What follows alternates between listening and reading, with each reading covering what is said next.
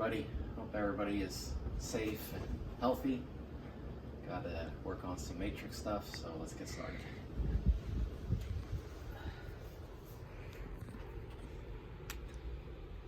We're dealing with matrix elements. We always want to do rows, then columns. It's always in that order.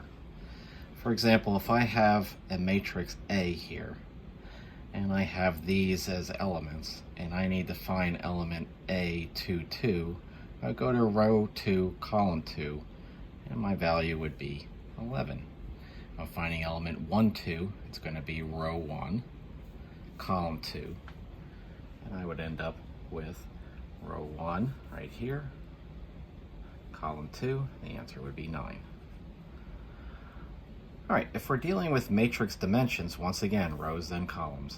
For A in the example above, it would be a 2, 2.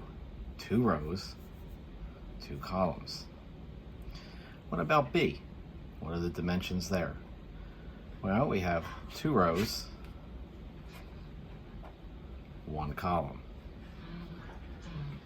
1 row for C, and 2 columns.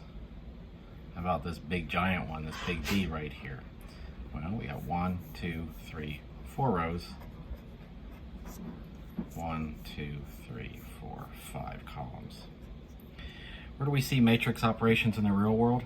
I've seen them in performance charts using multivariable calculus calculations. You won't see them in AP Calculus AB or Calculus 1 in college, but pre-calculus attempts to show you things that might be later in more advanced classes such as Calculus 2, Calculus 3, differential equations, linear algebra, stuff like that.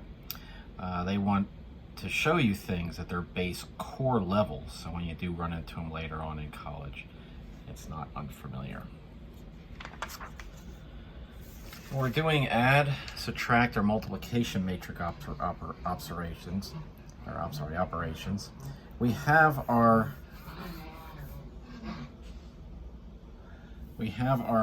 two sets here. The dimensions must match on these, but that is not the case with scalars. If I have A plus B, what I would do is I would take my locations here, 2 plus 10, that would give me my 12. And I would see these other two here.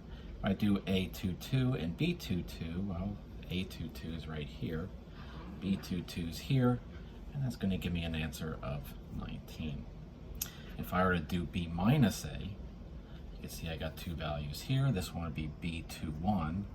B21 is going to be row 2, column 1 over here, -3, minus -1. We'll end up with a -4 here, or -4 here. This one here would be B22 minus A22. Oh, looks like we're getting help from Lily here.